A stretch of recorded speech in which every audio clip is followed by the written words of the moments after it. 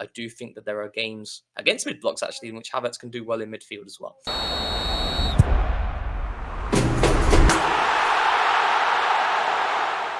Welcome to Forder on Football. It is the Cannon Forder podcast, and today I'm very proud and very happy to say I have got Rohan on. Thank you very much, Rohan. How are you getting on this evening? Good. It's always a better day when you know the weekend is just nearby. I can't lie. It's been a long week at work, and I just want to have like a nice chilled weekend where I just do my own things. Like I value my own time quite a lot personally. Like I just like just being in my own element and just like doing things that I just want to get done. And I've not been able to do that for a fair few weeks now since my last couple of holidays. So it'll be good to just like kind of chill, and even better with the season starting very soon. We've got games next week as well, on Wednesday against Bayer Leverkusen, Sir Granit Xhaka back, and then Lyon on the Sunday, which I'll go to. So yeah. Oh, nice. You're going. Oh, yeah. I tried to get tickets. I couldn't get tickets. So I was a bit gutted on that one. Oh, because it went on general sale a week ago, but there was, I remember like they handed it out for red members, I think at 10 a.m. On again a few weeks ago, and there was a lot of tickets available there, but now it might be. I think a few tickets will be floating around during next week. To be fair, yeah. So, I think if I leave the missus with the dog and the 3 kids, I think she will have my guts for garters. To be honest with you, but. I've got a ticket. I'm off, but we'll wait and see. Do you know what? When you said, "Yeah, it's good, thanks," and then you said, "It's really nice," I thought you were going to say it's really nice to be on my own and not have Alex. But yeah, it's good. Get away from that absolute dweeb. So yeah, it's different. It is different. But to be fair, I obviously, and you would have saw, I hosted the podcast not this week, last week with George. Which was different. It was good because it's just a different. Sometimes it's good to have a different setting, you know. But then again, I did miss Alex. I did miss him because I've been doing like podcasts with him for a long time now. When he actually started the Different Knock, and I featured on a few times with him and Brad at the time then. And yeah, it's good. Like I just enjoy talking about football. I find it very therapeutic, you know. And I also I don't like planning for podcasts much and stuff. I'd rather just go in there and just like on the spot and just speak your mind on a topic, and like, because then it becomes very like chore-like when you get like, oh, we're going to be doing this. We're going to be doing this during this 15-minute period, and we're going to do this during this next 15 period. Like, okay, but it's a bit restrictive. But yeah, I know exactly what you mean. I think you guys have got amazing chemistry. Like it really is. It's really nice because obviously, for those of you that don't know, the way I kind of got started was because Rohan and Alex had a live kind of call in over a video in. I ended up coming up on that, and it was so nice because you guys it's like not even being part of it, just watching it, you just feel like you're kind of in the pub or just sat around the table with your mates. It's just got such a nice vibe. I really, really do like it. It's easily like every Thursday.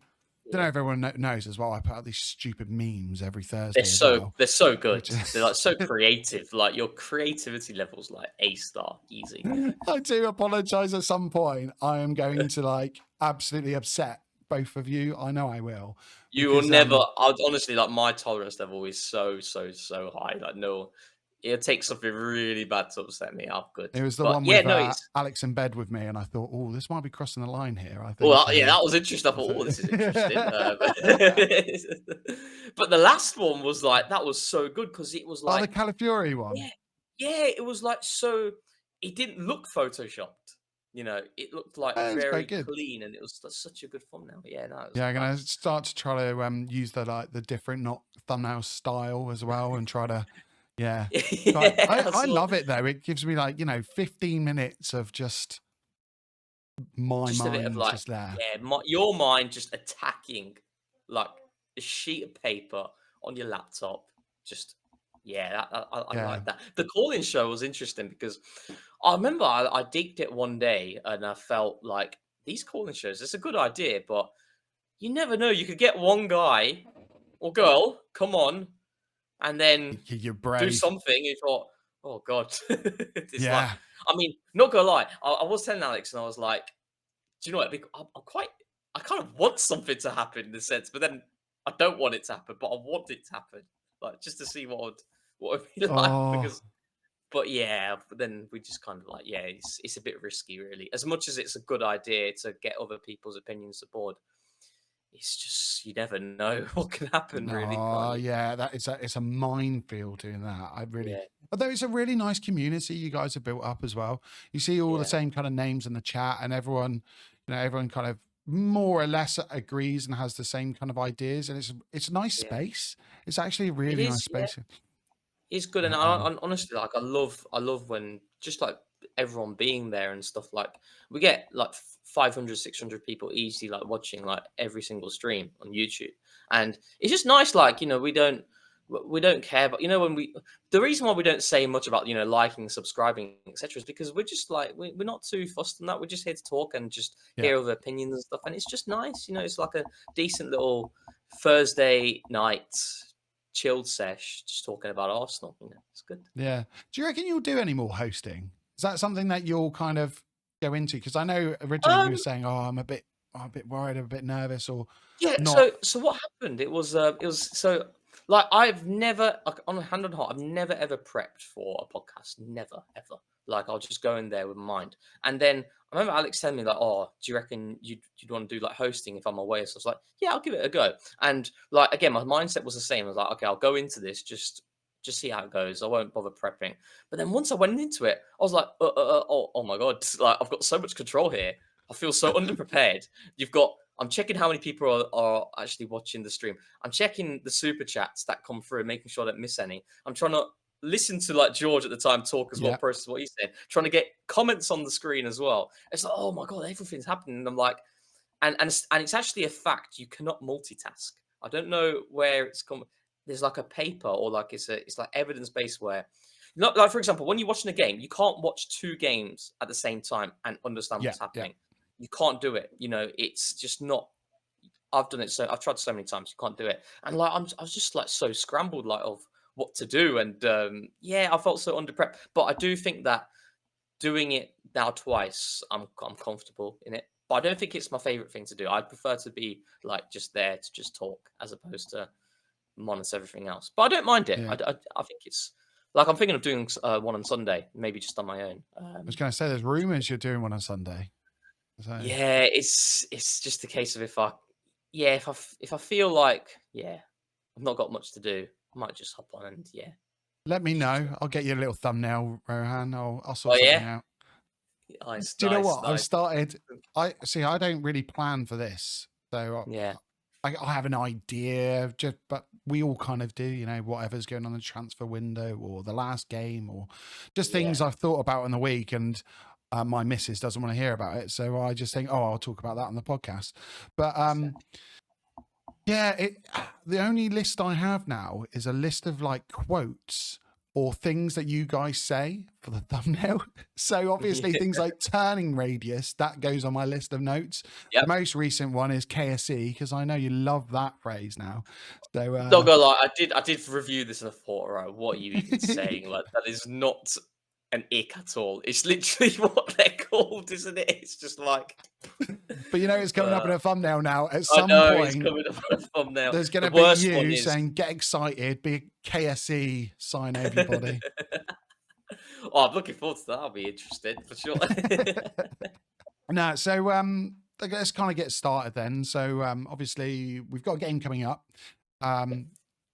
If let's ignore that game. If we're kind of looking towards the future, like the first game of the season, right now we presume Mourinho's probably coming in, Yeah. or Moreno, or however you want to say it. We've got Calafiori through the door. I think a lot of people got reservations about Partey and how he's looked. I think kind of progressively, his vertical passing is great, but physically, not only we know he's not very robust, but he's not looking like his sharpest. He's able to kind of jump forwards. I kind of rewatched some of the friendly the last game, and I thought, well, actually, he didn't Yeah. perform as badly as I thought at the time. I think it's quite nice to watch it. I don't know about you. I get so emotionally involved that sometimes I have to kind of sit back and watch stuff through again because I I'm the think, same. Like I literally, so Alex know this, and others who know me closely. So I watch every single Arsenal game back twice. Every single game. I've been doing that for like 6, 7 years. Seriously. And like so when I watch it on first viewing, I don't watch it for the tactical stuff. I watch it as a Mhm, fan purely. I mean, naturally you pick up stuff because you've been able to watch a lot of football and you see things, etc. So you pick things up. But sometimes you don't pick up the specifics. And I'm okay with that. And I'll pick up the specifics, or try to, on the rewatch that I do. mhm. And I know it's a bit sad actually. So on my notes, I've got an iPhone. On my notes, I've got like all the different seasons, like Arsenal 22, 23 games, and I've got each game with all my notes there. And No then it way. goes all the way back to like 15, 16. I've been doing that for such a long time. Yeah, It's literally. nuts. So I'm actually currently in the process of maybe tomorrow watching the Liverpool game back as well. So yeah, Yeah. I mean, I'm looking at it, and the reason I talk about Party and thinking like, rewatching it, I was really worried about kind of how our midfield's going to look next season because originally yeah, when we had the links to Marino, I thought he looks like a floor raiser to me rather than a ceiling raiser. Over the preseason, as matches going on and on and on, I keep on thinking actually maybe he is going to start.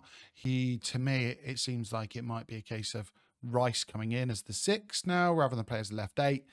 Marino goes in that position, and then we have Calafiori now kind of stepping into midfield and making those kind of central progressions, or possibly Timber doing it.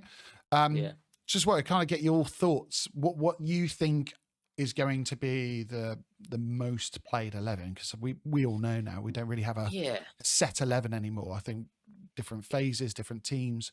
What do you think is going to be the kind of the majority, or what do you think we're going to be moving towards? Yeah, I think firstly, we have a lot of games next season, and I think I said it on the different knock as well. The impact of COVID has had a really bad knock-on effect in terms of players not getting enough time away from football, and the games just keep coming. And Arteta recognised this as well in one of his recent interviews when we signed Calafiori and when it was all confirmed.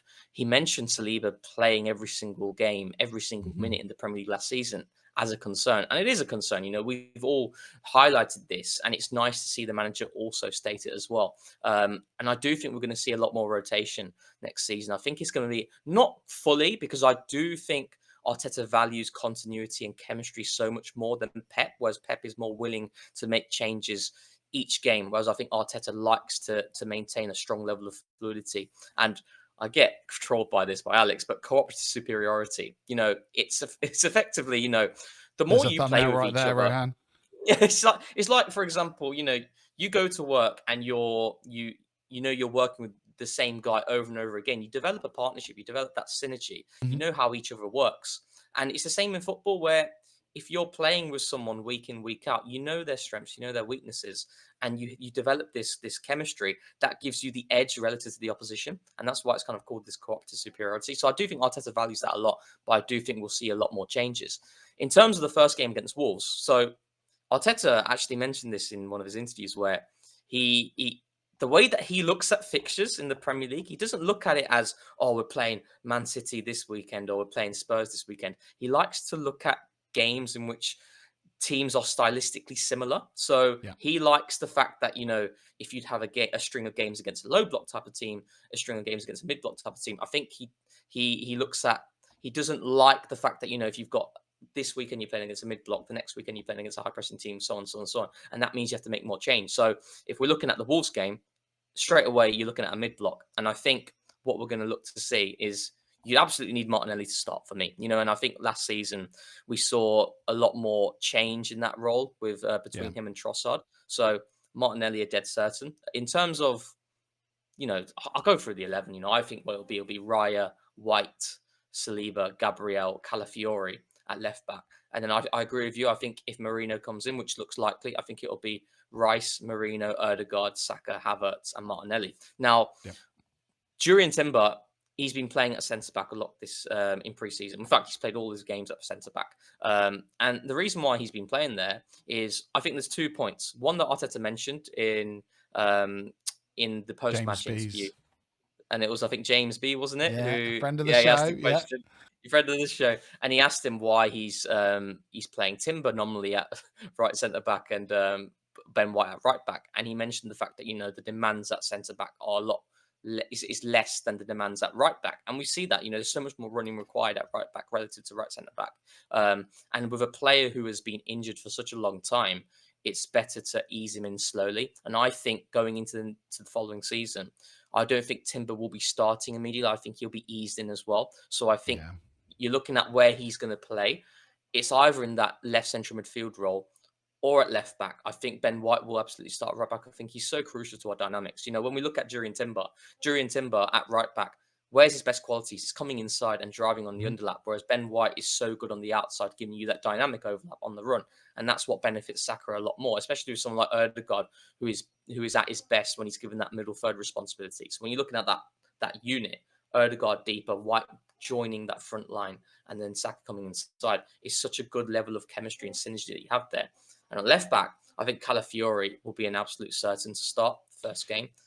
Yeah. And then you've got Marino as well. So, and Havertz at centre forward. I've mentioned it many times. Sorry for waffling on, but if you look at Havertz, I've always felt that the centre forward project is there with him. Last season in the Premier League, he started 12 games against mid blocks, high blocks, low blocks, high blocks being high pressing teams, and we won 11 out of 12. And Havertz arguably was our best performer during crunch time for me. In terms of when the pressure was rising, Havertz was delivering consistently in terms of his all-round game, his ability as a release valve, his contribution in terms of output.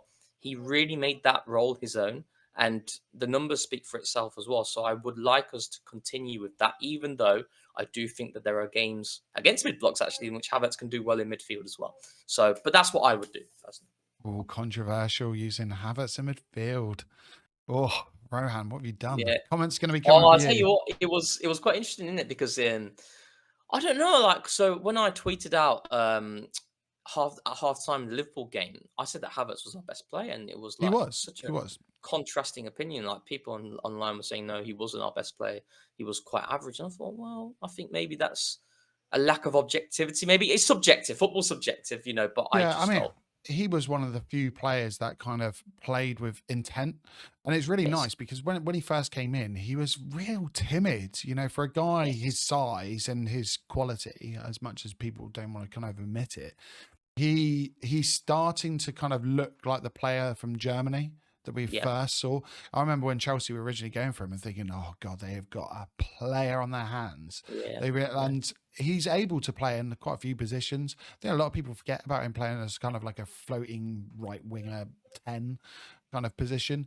He was excellent in that position, but I I think a lot of people have got just the stigma over him that he is like a false nine-ish kind of player, and I don't think yeah, you know we've kind of got to move out of this mindset of we've moved away from, like you said, about the pep roulette and players playing different games and being interchanged quite a lot.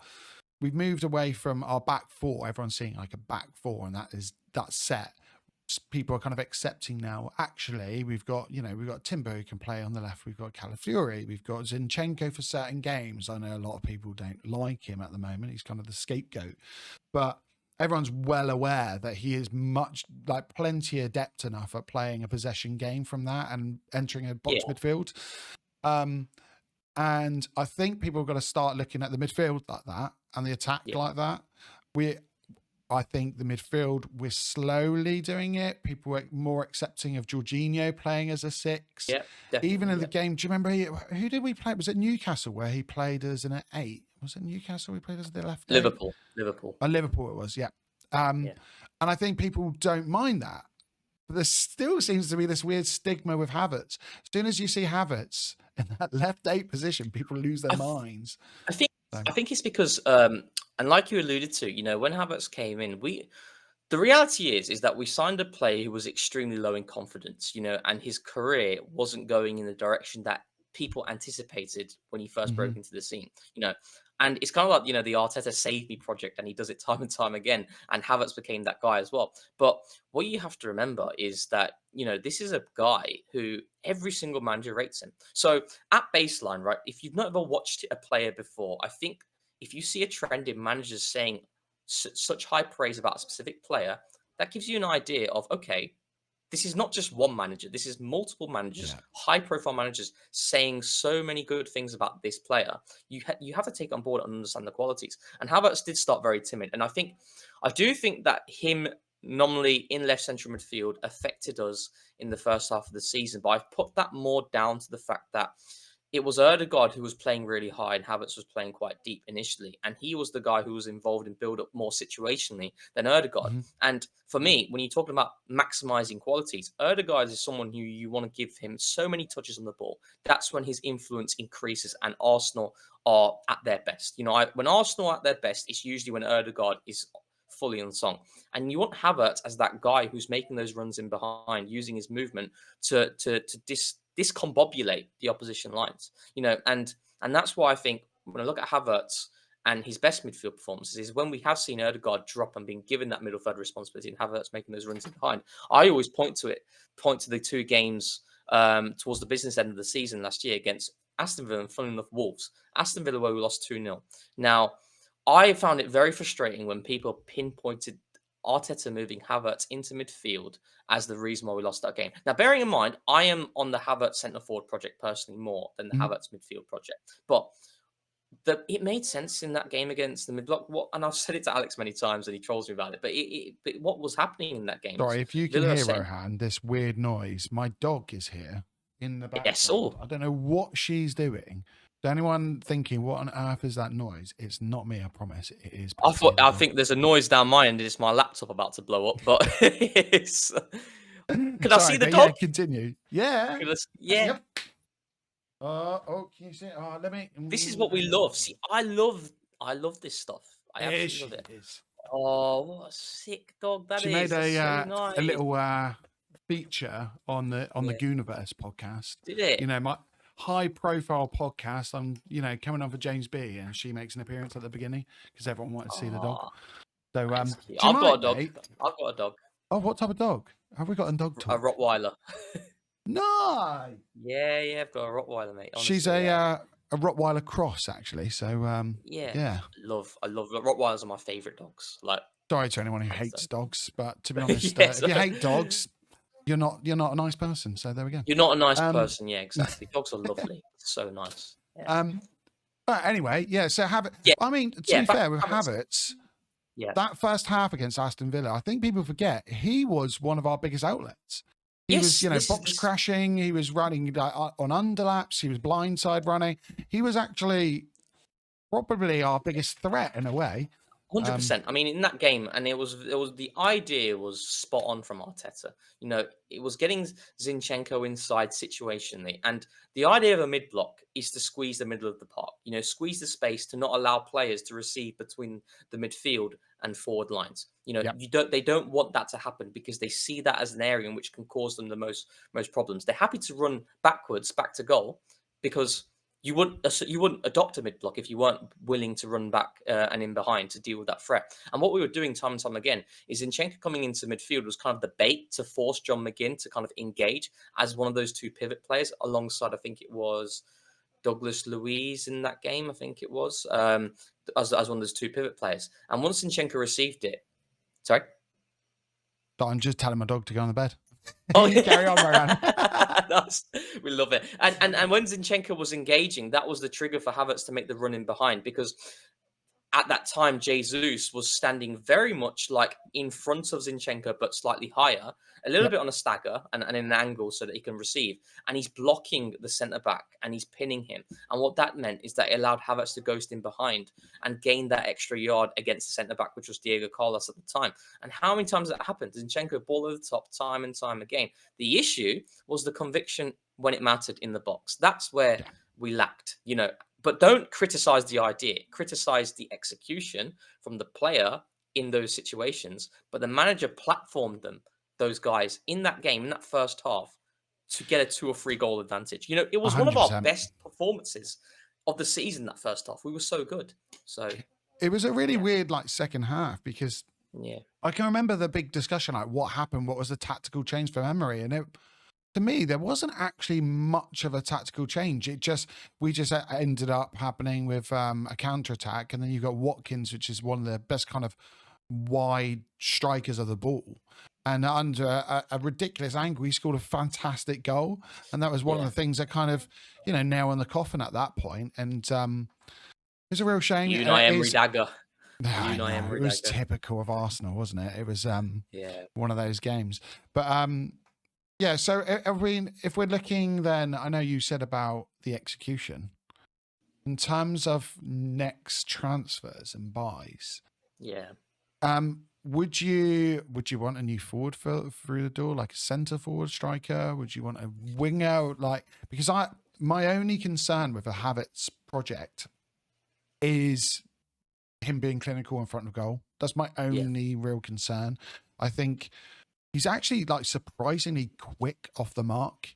He is. Yeah. He's physically imposing. He doesn't kind of win first ball headers in the same way like an Osman would, but he's still there second balls quite often. He's a very clever player, very clever player, Very, and very very clever good player. like Yeah. in terms of like facilitating for our wingers and stuff. He is a Yeah. great option. But would you be happy with that, or would you be kind of more willing to get a winger? What would you? I've always said that. So last summer, I was very fixated on Declan Rice. I've been fixated on Declan Rice for like years and years and years. I remember one of his first, in fact, yeah, it was one of his first games for West Ham. I don't know if you can remember this long back. It was in Wenger's last season, 17-18, and we beat West Ham 4-1. Declan Rice played as centre back in that game. It was at the Yeah, I Emirates. remember that. And Yeah, Declan Rice he made a really poor mistake that allowed us to go in front. I think it was like the 80th minute, and we went 2-1 up, and then we scored 2 late goals. But Declan Rice, I was watching him from that moment and following his career, and I felt like this is the guy that we need in the engine room, and I was like fixated on it. This summer, I've been a lot more open. I'm very, very open as to whether it's a winger or a centre forward, as long as they have pace, because I do think that this front line lacks a sheer amount of pace. I think if you take Martinelli out, I think we do lack in that area. We have players who can run, but we not that don't have that searing level of pace. that searing pace that really scares opposition. Like a Martinelli, and someone like an Osimhen, for example. Osimhen's someone I've liked for such a long time, and granted, he's not the most clinical striker as well, and people need to understand this. He's very much that Nunes type as well, in terms of he will miss Yep. opportunities, but his abilities, his all-round game, his relentlessness. Yeah. I'm pretty sure that's a word. Yeah, I'm with you on yeah, that. yeah, yeah, and his willingness to run the channels and his general all-round ability in those areas and the power in which he runs with, that will create a lot of chaos, and it will force players to step out, and it'll open up more avenues for other players, and that's where Osimhen will give us that level of fear factor. But I'm not completely fixated on Osimhen. I'm very happy for Arsenal to explore their options. I said it recently on Twitter and also on TDK live, in that I like options such as Rafinha as well. I think Rafinha could be a very smart buy for Arsenal in terms of stylistically very similar, in the sense of he would be able to come into, let's say he came in the game for Bukayo Saka, right wing nominally. He gives us a similar level of threat stylistically, not the Yep. same quality. Saka, for me, is so disrespected in terms of his ability. He's Oh, easily yeah. top 2 right winger in the world. Top 3, you could have people could put Yamin Lamar there, and I'd entertain that, despite the fact that he's only 17 years of age. But you're looking at Salah, Saka, and Lamar as the top 3 right wingers, hands down for me. But Rafinha, I think we forget how good he was at Leeds, and I think we forget the moments that he does give Barcelona. And this is something that I do think this team lacks. We've got someone like Trossard, who, in terms of moments in and around the box, he, alongside Martinelli, for me, are the 2 guys who, if a chance arises, I'd want them to be on the end of it. And Yeah. Rafinha is someone who gives you moments as well. We saw it in the Champions League game against PSG. Granted, they lost, and that was down to the red card that Araujo got in the second leg. But Rafinha, he's a very clinical forward, and he'd give us a lot of quality there. The only issue is I don't know the wages that he's on. I think he might be on fairly high wages, probably, given what Yeah, I'm Barcelona not too tend to sure do. actually about his wages. Given what Barcelona tend to do, and he is. Am I Yeah, right? Hang on. Is he one of the players that took a wage cut? 'Cause do you remember when Barcelona, possibly. they got in a couple of players? Because obviously we went for him, didn't we? Chelsea We then did, went yeah, to kind of still yeah. in, and then he But said Barcelona no, was his and last dream minute, club. Yeah, yeah. And Yeah. I have a feeling it was around the time when they have huge financial problems, couldn't register players. He might have taken a wage cut then. I could be wrong. Possibly.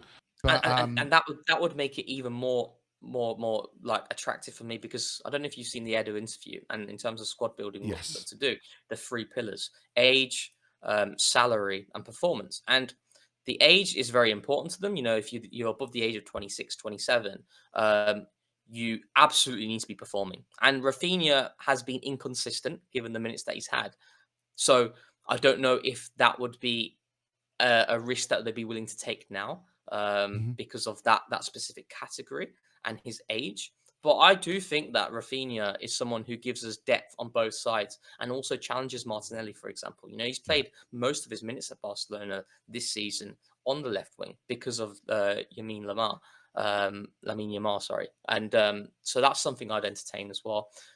In terms of other options, it's difficult because I do think the forward market is quite dry in terms of that ready-made talent. And this is where I can Yes. kind of understand the club's stance in a certain extent in terms of not willing to pay like huge sums of money on XYZ. But we need to do something. Yeah. So Yeah, we do. I mean, I was on Dan Potts on the 12th Man podcast, and he had kind of posed the question to everyone and said, what does everyone want next? And my answer yeah, was, I just want a moments player. yeah, Like right now, that's bearing in mind, I think Marino's done. I look at it and I think the games where, like the Champions League, we don't have anyone, and that's not kind of a slight on any of our players. I think Saka, like you say, is top two in the world. But when I look at the teams that have won the league recently or the Champions League, yeah. they have got well-known players that can just kind of take the game by the scruff of the neck and just pull something Yes. out of nowhere. I look at City and you've got a Haaland, you've got a KDB who's done it time and time again. You look at a Liverpool and they've got like a Trent or they've got a Salah. Yeah. With ours, I I feel like we win games because and the kind of old adage of a field tilt, but we do. We win on a field tilt. We control games. We suffocate teams. That's how we win. And I just think sometimes when you've got two teams of similar quality, you just need that one person that can kind of step up and say, actually, I'm going to Yeah. take the shot now. I'm going to beat my man now. And we've got, I think Saka can do it. I think he's still kind of personality wise almost kind of growing into being that character. Hmm. He's almost been like too nice. I think Yeah. over the last year we've seen a few glimpses. Do you remember doing the Madison Yeah. Against. celebration and doing things Yeah. like that and the little cup of the year to the Spurs fans? And I thought, oh, I quite like Yeah. that. I think he needs that little bit of actually, I'm taking it on, and he's so good with ball retention that sometimes it must be quite conflicting to be like, oh, I know I should retain the ball. Sometimes you've got to take that next step. We've been linked to Sane. He's not the perfect signing by any means, but I look at him and I think this is a player who's played, I think, over two. Let me have a look. I had Killed written it us down. again. Killed us in the Champions League. Yeah, he did. 210 games at left wing, over Yeah. 130, so 137 right wing, 60 as an attacking midfielder as well. So this is a guy that can play multiple positions. He can beat a man. He can, I mean, we've seen it in the Premier League. We've seen him score absolute worldies from, like 30, 40 yards. And this is a player that's not scared to do that. And I think character wise as well, he could fit in quite nicely to the squad because he knows Arteta already. He's played for teams Yeah. like City that have a high pressing game, that understand a work rate. Like our wingers work incredibly hard, probably harder than anyone else in the world, let's be honest. Whether Yeah. that's detrimental to them or not, I don't know. But I think Sane, he's not perfect, but he's someone that I could see the club kind of going for and saying, okay, wages aren't great, but the fee could be quite good. Right kind of character can be that moments player that Arteta said that we need. He's kind of personally alluded to that. Maybe he's the type of player if we're not getting a Rafinha. In another player that's kind of come up recently is Eze. Now, I'm not Yeah. like an expert by any means of Eze. And a lot of times I've had to bite my tongue because recently people have been going, oh, I want Eze. I think Eze.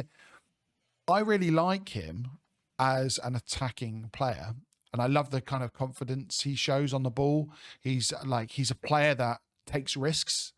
whether or not he can be a moments player, like a big moments player, I don't know. I just worry about him kind of defensively and fitting into. I mean, I think Arteta would be able to work with him. Is he 20, 27, 28 now? Is he? Eze. Yeah. How old? Do we No, know how old? he's like 21, 22, I think. Is he? Yeah, I I thought he think was so. much Yeah. older. Oh, Let me hang double on. I check. might be thinking of Sane. I think Sane's you're about thinking of 28 yeah, now. yeah. Yeah. Let's have a quick As look. a, let me see here. He's 26. Says here. Is he? Yeah, 26 years old. Oh, oh. So I think he's, I think I looked before and I thought, oh, actually, he's a bit older than I thought he was. Yeah, no, you're right. You're So, right. I think with Eze, I really like Eze. You know, I think in terms of if we're looking at stylistically a replacement for Emil Smith Rowe in terms of void, Eze fits the bill in many sense in terms of his ability to receive between the lines centrally, turn and carry. And commit players to step out. His ball striking is very good. I'm kind of using these words now, rinsing those words, but it is a case, you know, Eze, you know, he's very good just outside the edge of the box when the opportunity arises. But I look at Eze and I think for me, it's interesting because, you know, like yourself, there are a fair few people who look at the moments being something they want in the next player that Arsenal sign across the forward line. For me, I'm very simple in the sense of I need someone who's going to give me pace at baseline. Pace, scintillating pace that's going to be able to force so teams to you're drop saying you want their Mudryk? lines. So I'm saying I want Mudryk. I want to do the Save Me project again. But I look at that as being the absolute paramount need for me across forward areas more than the moments personally, because I think pace is something that teams who are deploying mid block. So I do think that it's kind of being overstated the problems that Arsenal are having against mid blocks. Granted, we have an Mm. issue against them, but I've seen solutions that we've done in pre-season, but also towards the latter stages of last season as well, against Wolves, against Villa, etc. But when we're talking about mid blocks as being okay, the type of team that Arsenal have struggled more against than any other type of team, how do you stop a mid block from mid blocking? You want pace in Yeah. behind to force them to drop their lines. Like Liverpool, this is why Liverpool are very good against mid blocks because Trent will receive outside the block. He'll be facing play, have a lot of touches on the ball, and you keep playing balls over the top, balls over the top, balls over the top. And the more you keep doing that and you gain joy from it, the opposition recognizes, oh, the threat Starts to now drop. isn't in the middle of the park. It's in behind us because we're struggling to deal with it. So we need to drop our lines. That is how you force a mid block to go into more of a lower block, you know. And I think that we need more of that outside of Martinelli. We don't necessarily have it. So if we sign Eze, it doesn't fix that for me. It doesn't have that scintillating pace from a standstart. And I think when we're looking at Eze nominally in terms of the positions that he could play at Arsenal, where he'd be suited, if we're talking about him on the left wing, Eze is not that guy who's similar to Martinelli. We're looking at more of that Emil Smith Rowe, Kieran Tierney dynamic, Yeah. you know, in 2021. No. Yeah, 2020. Yeah, around that time. Yeah, 1920. No, 2021. Yeah, 2021. Yeah. Sorry, 2021. You're looking at that Emil Smith Rowe, Kieran Tierney dynamic. That makes sense because Smith Rowe is someone who likes to come inside. Eze is someone who likes to come inside and to receive in those areas in the half space. And he needs someone who's going to take players away from him in order for him to be maximized. He's not someone who is a guy who's going to be receiving with chalk on his boots, doubled up on, and he's going to be able to create something. That's not his type of game. And if we're talking about him in left central midfield, where you know, we saw many rotations there last season. Again, the defensive side of the game, I think there's a lot of question marks there Yeah. with Eze in terms of the number of responsibilities that you have in the press in particular in that role. Unless you change your press and you give other players different responsibilities. But I don't see that happening given what I've seen in preseason so far as well. So again, I don't see Eze solving our issues. And that's why I'd push back on it. I also worry because I think it was like a muted 60 million plus for his release clause. Yeah. And I look at it and I think I don't see him as a starter. I can't see him, like you say, as a left eight. He's not going to play as a 10 for Odegaard. He can't play as a right winger and says Saka. The only place is the left wing, which we've Yeah. already got Martinelli and we've got Trossard. Trossard being probably our most clinical finisher. Martinelli being that pace merchant. I threats think in that. behind you. I mean, yeah, threat might be a better word. Pace merchant might make him sound like that's all he has. Same thing though, isn't To, it? It doesn't matter how you say it. It's the same. It's the same thing. but I do look at it and I think that's quite a lot of money for Arsenal to be spending at the moment. And we seem quite frugal with our spending. Like Yeah. the fact that we've got in Calafiori for out 35 to 40 million. If you believe reports, we've got Raya for 27 this summer, Yep. and then again Marino looks like about 25. Yes. We Yeah. don't look like we're spending kind of big money on these players. We look like we're choosing profiles and looking at it like who fits that profile. How can we get that for like a sensible amount, rather than last year we made what 3 signings? Yeah. Declan With Rice, obviously David Raya came Havertz, in on loan, and Kai and then Havertz Timber. Yeah, and so Timber as well. Yeah. yeah, so I just feel like for Eze, for me anyway, he would almost be like a backup who can play across the kind of, not excluding the centre forward, Yeah. the next 3. So Yeah. I think the it's way a you look at difficult it, if one. you look at it baseline as well, sorry to cut you there. If Yeah, we look at it like with Emil Smith Rowe going out and Eze coming in, that is, if we just look at the transfer fee, you're talking 60 million, and Smith Rowe, let's say 30 million, around that ballpark, 34 to be more specific. You're looking at a net of 30 plus for Eze. I don't see that being value for money, given that is the type of replacement that you're looking at, in terms of profile. And I just don't believe that makes sense. no, Whereas as it doesn't solve the fundamental needs for us. If we signed Eze, I still believe we'd need the forward signing, and that's yeah, the yeah, issue. yeah. You spent 60 million, but okay, he will give us qualities that other players do lack. But is that good use of funds given what our most pressing needs are? So Mm. it's In terms of yeah, like, say, pressing needs, for me, one of the kind of squad fillers, so to speak, because obviously Smith Rowe's left, which is kind of that similar profile of player. yeah, Fabio Vieira was. It seems like Arteta's building confidence again in him, but we know towards the latter end of last season he wasn't really used. He wasn't no, chosen much. yeah, Smith Rowe actually was the one who was kind of coming off the bench, and he had the cameos with Luton and things. Um, I worry. One of my biggest concern is a kind of backup. I hate that word. A rotation with Odegaard. We know Odegaard's that kind of. He leads the press. He leads the team. He's an incredible passer of the ball. I worry hugely if he goes down. I think. I wonder what Arteta would do. I think, in the last couple of seasons, let me have a look here. I think he's missed very few games. So Odegaard's missed 5 games in 23-24 with a hip injury, and then an ankle injury in 2021 season, and that was 4 games. That's it. So a total of 9 games since he's arrived at the club. So we know he's robust, but like you say, with the increasing number of games, the amount of running he does, I mean, his running yeah. numbers are incredible. Where do you think that leaves us? Like, what would you do? Because I also wonder, not just kind of personnel wise, who would come in. For me, I think we'd have to look at maybe a Saka moving in to number 10 and trusting him in that role. Vieira playing in that role, which we know hasn't, we haven't had much confidence with him in the midfield. Waneri coming in, maybe he can kind of do that. What do you think would be kind of the port of call? Or do you think it's a Yeah. case from externally we would have to kind of get someone in on a transfer and deal with it that way? I mean, I think in terms of I do think we've got internal solutions that would allow us to cope. Would Arsenal be as good? No, I Oh, don't no, think yeah. so because I think Martin Odegaard. I said it yesterday. I think Martin Odegaard, in terms of facilitators, that middle third quality, there's not many better players in world football. And actually, an account named Billy Carpenter put out a few tweets and in the games which Odegaard has been given that middle third responsibility, and his passing numbers in terms of progressive passes, in terms of pass completion rate, other details as well. And only Granit Xhaka and Rodri better him in that regard. And bearing in mind, Granit Xhaka and Rodri receive a lot more touches in those areas Yes. than Odegaard. With Odegaard starting, nominally a little bit higher, but he comes deep a lot. I think we have options internally. I look at Fabio Vieira as being the standout guy. Now, I think you need to tweak things, and this is where I think Calafiori and Timber will have a massive say, in terms of players who are very, very strong in build up in different ways and the responsibility that they take.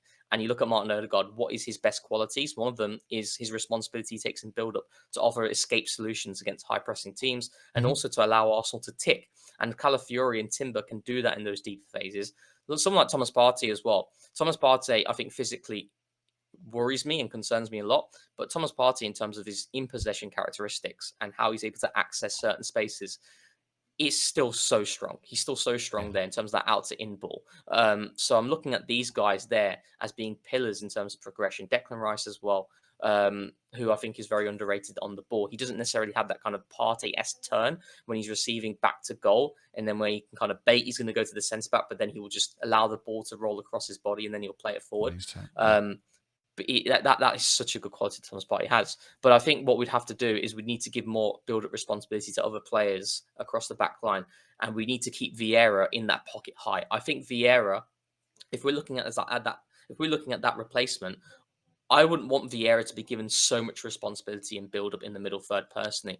I would want him to be in the areas in which he's maximised, and that is high up in the half space in which he can play a final ball. What we have seen in this preseason, and granted he's played his games, his minutes at right wing, Fabio Vieira, one of his best qualities, I'd say his best quality is his speed of thought and action and execution when he receives the ball high. He has so much confidence in these areas in which you receive it, and you either play a quick pass, you either get a shot off, or you'll play a cross. He will Yeah. deliver these moments, and I think the way in which we'll be able to cope without Erdegaard is to try and maximize Fabio Vieira by getting him high, give other players more middle third responsibility, and to try and find ways in which we can therefore get Vieira on the ball who can deliver that final third pass. I don't know if you saw the stat from Mark Stats, and it was about expected threat and the number of possession losses. Yes. Yeah. And Arsenal don't rank very high there. And you notice the players who are there, your Trents, your KDBs. And I think we do lack a bit of that. I think last season, so 22-23, Arsenal were very vertical. They were very vertical. Thomas Partey being at the helm there, playing a lot of games. And that had a lot of advantages, particularly against these teams who didn't respect Arsenal at that time as much. Bearing in mind, not many people expected Arsenal to rise that quick to the top and be challenging No. Manchester No. City. So they were a lot more willing to press and to open up spaces. And we were really good at finding the centre, and our progression issues in the middle of the park weren't there. Last season, teams adapted. They were a lot more cautious of what Arsenal were doing. So our central progression dropped, and we became a lot more safe and secure of our passing in the first phase and in the middle third. And also in the final third times, because that's why we sustain so much pressure, because we're Yeah. very safe and we pick our moments. I do think that there are opportunities for us to kind of pull the handbrake a bit more and to take a bit more risk. And I think someone like Fabio Vieira can certainly do that. And I think that is what I would do. I'd look at him as being the internal solution, but not giving him the Erdegaard role, giving him something else to Yeah. maximize him.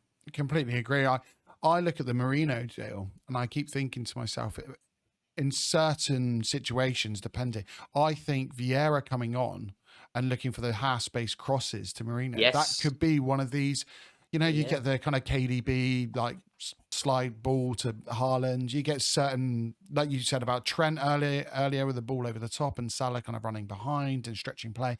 That could be almost not like a secret weapon, but last year I think our set pieces surprised people. Yeah. I think that could be something where you've got a player in Fabio that you finally can see a little bit of his quality, and a player like Marino who's got, I mean, he's top dual winner aerially Yeah. and combined aerial and on the floor. He's top 1% for aerial.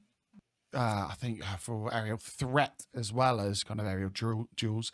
That could be a time that we can finally see Vieira excel and do something coming off the bench where we go, oh God, no one expected that.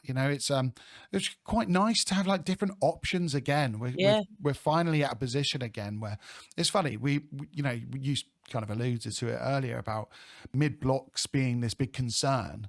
Let's be honest, we were 2 points off winning the title Yeah. last year. Exactly. We Yeah. have played incredibly well. We've got the best defense in the league. We, at one point, I think we were the highest XG. We had the lowest kind of XG against. so many different faces, and that was without a Timber, without a party for lots of parts of the season. And we're obviously addressing the problems with the left eight.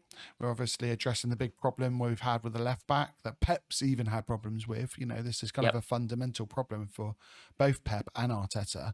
And we've got now a Havertz who's kind of assimilated himself into the squad and into the team, and he's building these relationships. So as much as we kind of complain and we say, "Oh, we've got to do this, we've got to do this in the transfer market," I think we're in a really strong position. I'm conscious that you've got to go in a minute, Rohan. Thank you very much for your time. Before you do go, predictions for next season. I want you to kind of give a couple of predictions. Number Go one, on. Yeah, I love this. A prediction for where we finish in the league. Yeah. A prediction for points and how many points we will have. Sorry, that's a dog again.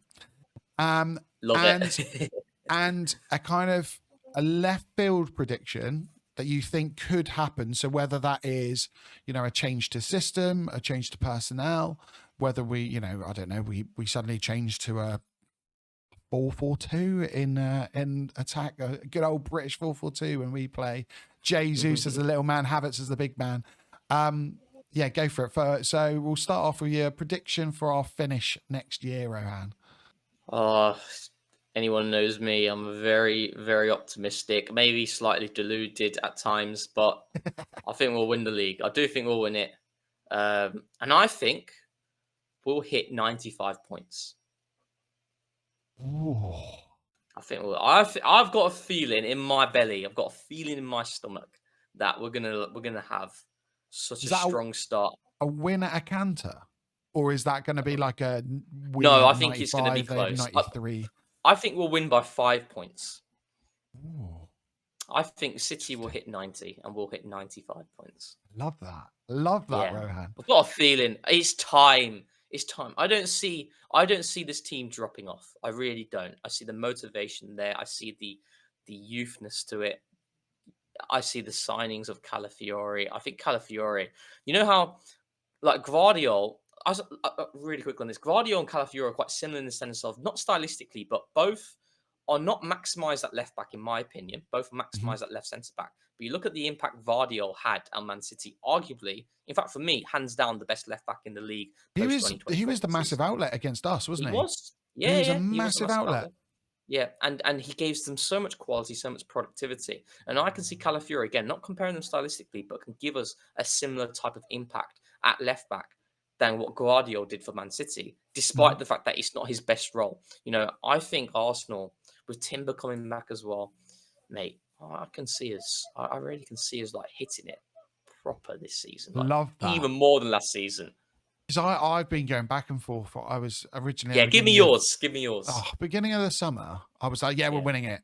And then a couple of weeks ago, just kind of the end of the Euros, and we just had the fixtures come out. And I kind of looked and thought, we got, more Champions League games, and the fixtures at the beginning of the season are pretty tough. Yeah. And I looked at it and I thought, I don't know now. I'm not as confident, which is funny because I would still, that's a second position. Yeah. If let's say the window's shut today, all right? It's shut today because that's the best way to do it, because we don't know what Manchester City are going to do. We don't know what Arsenal Marino or not. Yeah, let's say we've got Marino in. Let's say we've got Marino in. I back us to win the league. I do. I still think that we have enough. If we're saying that Manchester City aren't strengthening, I do think we've got enough. But I'm a very optimistic, and I have been wrong 2 seasons in a row now. I think if we get one more player through, I would right now, as we stand, and if we've got Marino in, I would still say it's going to be similar to last season. I would say we just lack that moment, and I think that's how we'll fall. I don't. It's a real hard one as well, because kind of top 6 wise, we can't really improve. There's no real room, so we'd have to kind of be relatively similar to last season. We'll drop off against the top 6, I think, slightly. We'll drop off. And that's my one fear. But if we, hijacked an Osimhen deal late, if we can kind of, it worries me, like the Nico Williams thing. I don't think we'll get it done, because I don't see, there must be a reason we haven't triggered that clause. there must, for that value, there must be a reason people haven't, and it's most likely because he's got an agreement with his current club in Barcelona. That's the way I look at it. But if we could go in for a player like that, even a Gyökeres, I look at him, he's not a sure bet, but the way he runs the channels, the way, another 6'2" player, another kind of aggressive player, I look at him and I think he would give us another dimension. If we got him through the door, one of these players, then I would change my mind. I would definitely go, yeah. Now I can see we've definitely moved on another step. So right now I'm at second. Ask me in a couple more weeks and I might have changed my mind, hopefully.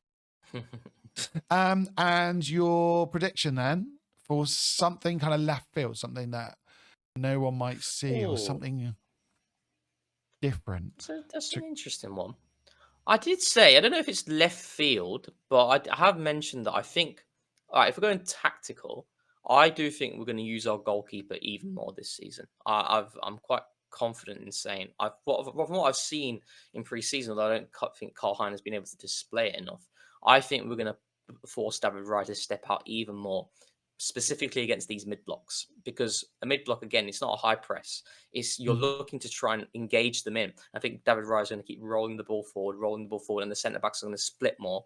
So then it gives you the opportunity to overload the last line a little bit more quicker, but with an extra body. If you've got David Raya being that central centre back, constantly stepping forward and forming that free with your two centre backs, it means that you can push Song Mo Guy further forward, only if you're confident that they're going to be secure there. Because if you give the ball away, you're really leaving yourself in a spot of bother. But I think that's something that we do anyway. We're very confident with our players in terms of their security and not giving it away cheaply in that area. Although I have said that our short passing needs to improve against high pressing teams. I've said that for a while now. But I think that is something tactical I think we will see more this season. I'll give you a few quick ones. I think we're going to switch play a lot more this season. I've said that many I hope times. so.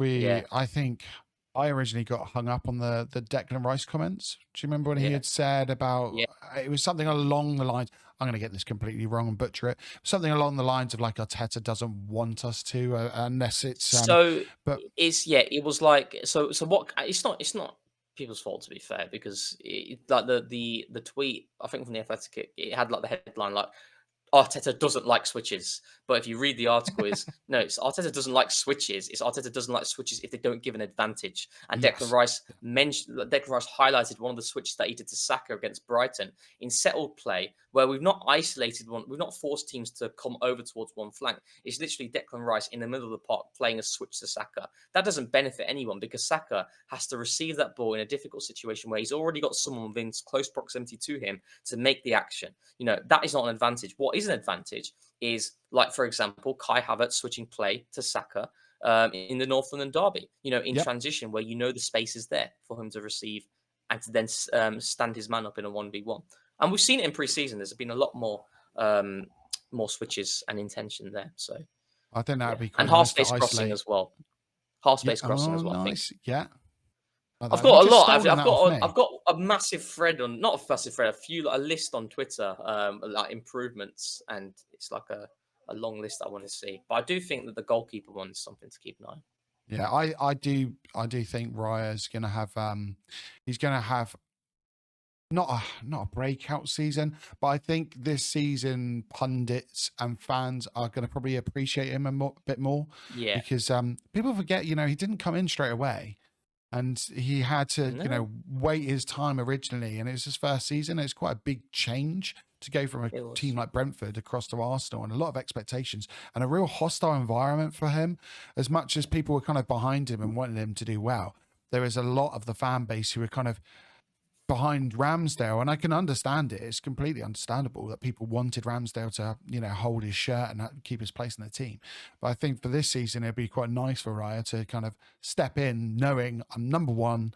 This is my position, and like you say, if he does end up having that responsibility and stepping out even further, we could see a little bit more from him, and people might start looking at him in more of a kind of like a Neuer way of like this is someone who maybe not one-on-one shot stopping. He might not be up there with an Alisson, However, he brings so much more to the team. And I think he's way too underappreciated.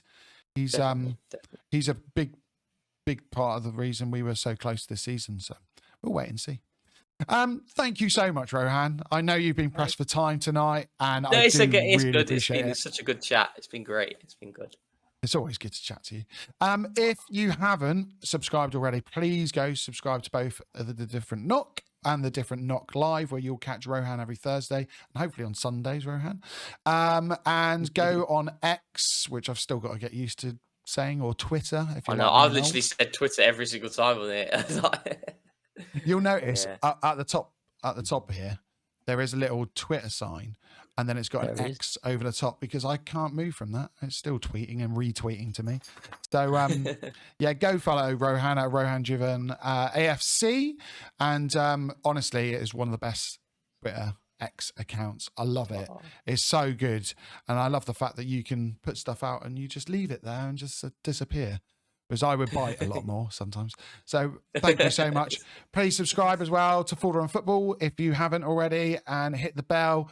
Make sure you don't miss the next episode. Thank you very much. Cheers now.